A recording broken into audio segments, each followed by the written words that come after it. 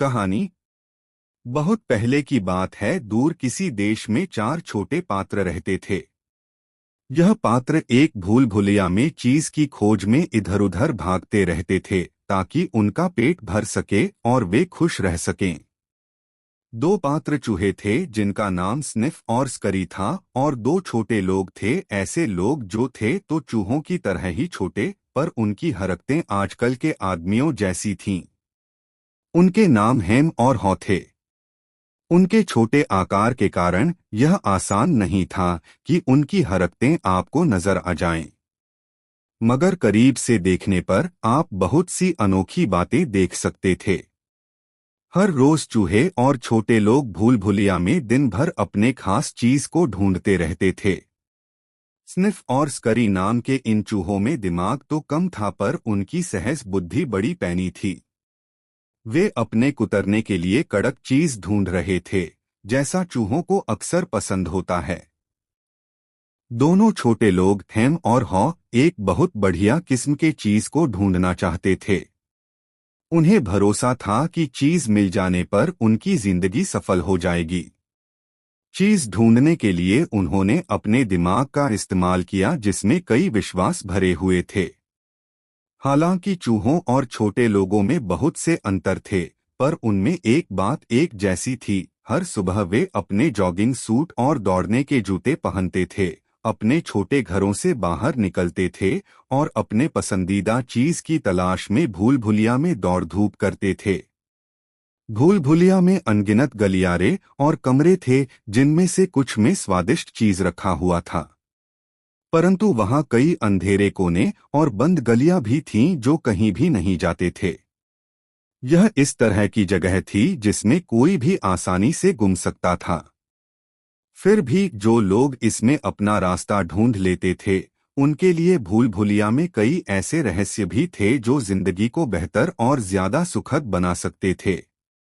दोनों चूहों स्निफ और स्करी ने चीज ढूंढने के लिए आसान परंतु कम कारगर प्रयास और भूल ट्रायल एंड एरर तरकीब का सहारा लिया। वे एक गलियारे में दौड़ते थे, और अगर वह खाली दिखता था तो वे पलटकर दूसरे गलियारे में दौड़ लगाने लगते थे। स्निफ अपनी तेज नाक से चीज की गंध का अंदाजा लगाता था और स्करी फुर्ती से आगे आगे दौड़ पड़ता था। जैसा कि आप समझ सकते हैं, वे कई बार भूल भुलैया में गुम गए, रास्ता भटक गए, गलत दिशा में चले गए और अक्सर दीवारों से टकराए भी। दूसरी तरफ दोनों छोटे लोगों हेम और हॉ ने एक अलग तरकीब का सहारा लिया। इस तरकीब की जड़ में दो खास बातें थीं: सोचने की उनकी काबिलियत और पुराने अनुभवों से सीखने की उनकी क्षमता। वे कई बार अपने विश्वासों और भावनाओं के कारण विचलित तो हुए, परंतु आखिरकार अपनी अपनी तरकीब से उन सभी ने वह वस्तु ढूंढ ही ली जिसकी उन्हें तलाश थी। एक दिन उन सभी को चीज स्टेशन सी में खत्म होने वाले गलियारों में अपने खास किस्म का चीज मिल ही गया। उसके बाद हर सुबह चूहे और छोटे लोग अपने अपने जॉगिंग सूट में चीज स्टेशन सो में पहुंच जाते थे। कुछ समय बाद उन्होंने अपनी दिनचर्या तय कर ली। स्निफ और स्करी हर रोज जल्दी उठते थे और भूल भुलैया में दौड़ लगाते थे, पर वे हमेशा एक ही रास्ते पर चला करते थे। अपनी मंजिल पर पहुंचकर चूहे अपने जूते उतार लेते थे, उनके फीते आपस में बांधकर उन्हें अपनी गर्दन में लटका लेते थे ताकि जरूरत पड़ने पर वे जल्दी से उन्हें पहन सकें। इसके बाद वे अपने चीज का मजा लेते थे। शुरुआत में हेम और हॉ भी हर रोज चीज स्टेशन सी की तरफ सुबह सुबह दौड़ लगाते थे ताकि वे उन स्वादिष्ट नए निवालों का स्वाद ले सकें जो वहां उनका इंतजार कर रहे थे। परंतु कुछ समय के बाद छोटे लोगों की दिनचर्या बदल गई। हेम और हॉ थोड़ी देर से उठने लगे, कपड़े पहनने में ज्यादा समय ला लगे और चीज स्टेशन सी की तरफ धीमे कदमों से चलने लगे। आखिर वे जानते थे कि चीज कहाँ है और वहां तक किस रास्ते से पहुंचा जाता है। उन्हें बिल्कुल भी पता नहीं था कि चीज कहाँ से आया है या इसे वहां किसने रखा है। उन्होंने केवल यह मान लिया था कि चीज वहां हमेशा बना रहेगा। जैसे ही हेम और हॉ हर सुबह चीज स्टेशन सी पर पहुंचते थे, वे इत्मीनान से वहां डेरा जमा लेते थे, जैसे यह उन्हीं का घर हो। वे अपने जॉगिंग सूट लटका देते थे, अपने दौड़ने के जूतों को दूर फेंक देते थे और अपने स्लीपर्स पहन लेते थे। अब जबकि उन्हें चीज मिल गया था, वे बहुत आरामतलब होते जा रहे थे। यह बहुत बढ़िया है, हेम ने कहा।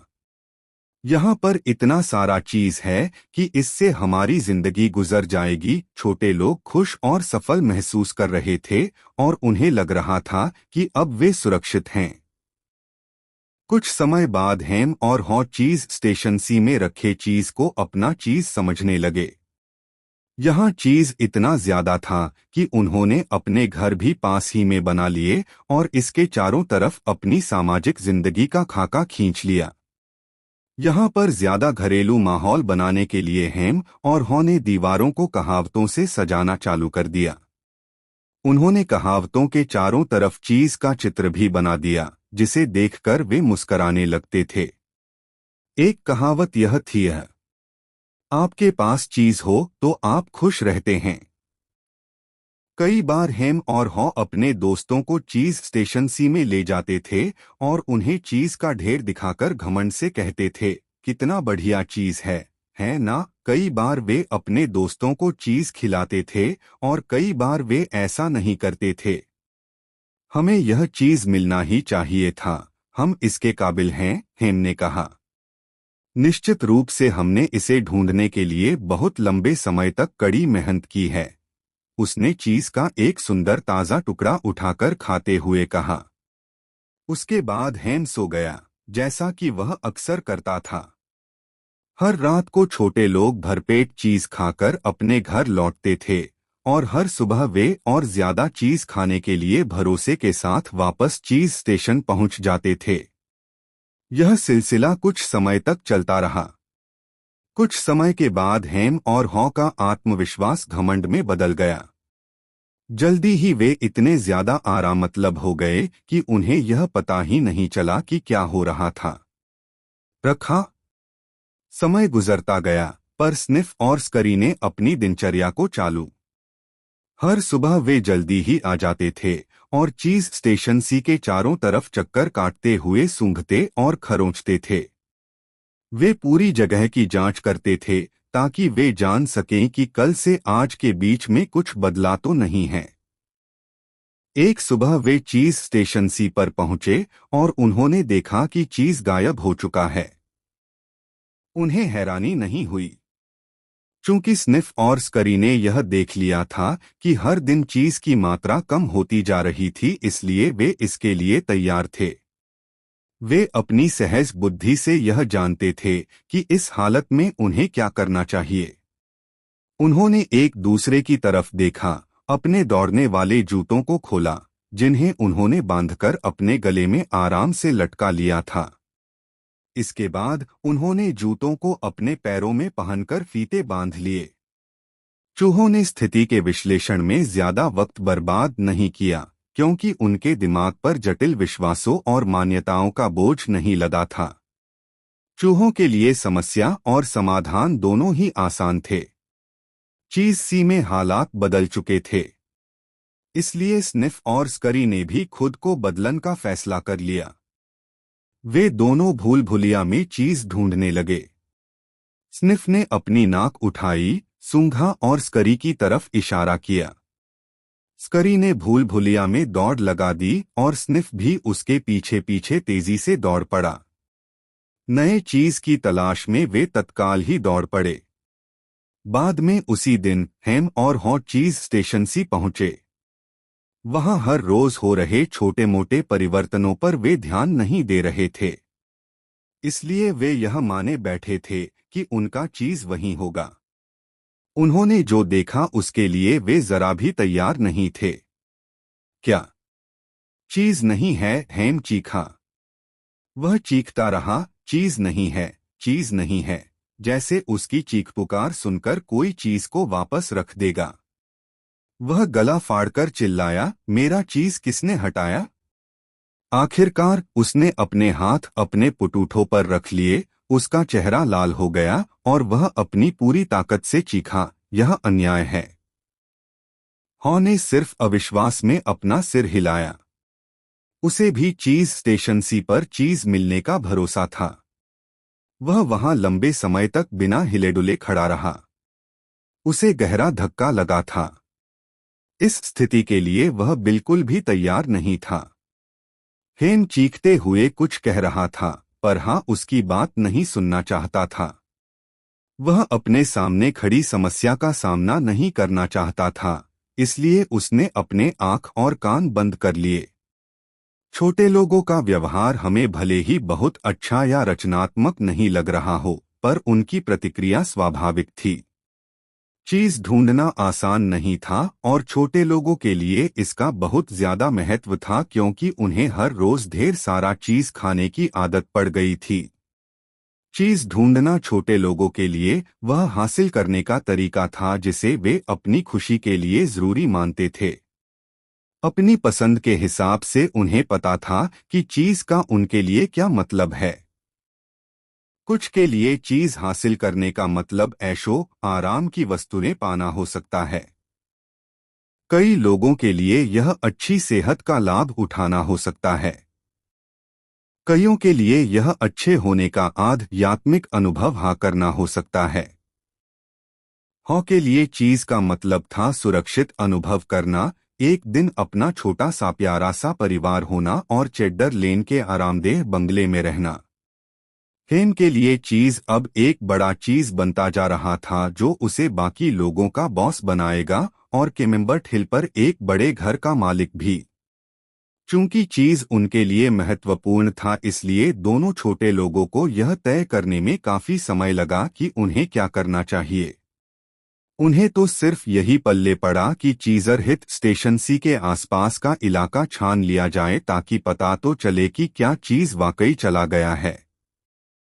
हेन और हॉ विलाप और चीख पुकार करने में समय गवा रहे थे, जबकि स्निफ और स्करी फुर्ती से आगे बढ़ गए थे। उन्होंने इस जुल्म और अन्याय के खिलाफ काफी चिल्ला-चोट की। हाँ निराश होने लगा। क्या होगा अगर चीज कल भी वहां नहीं होगा? उसने चीज की बुनियाद पर अपने सुखद भविष्य के सपने संजो लिए थे।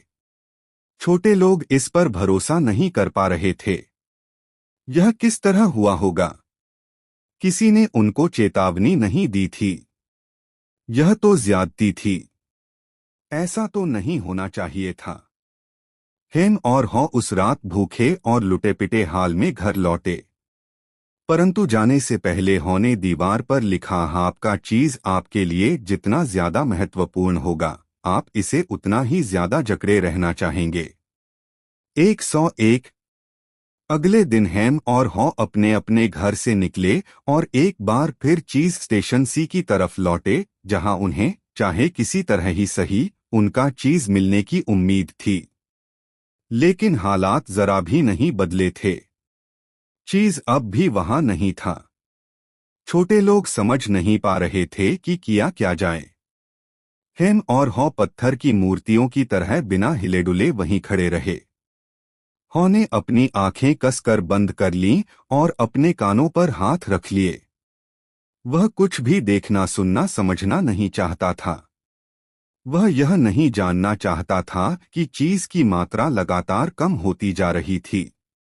उसे लग रहा था कि चीज एकदम हटा लिया गया था।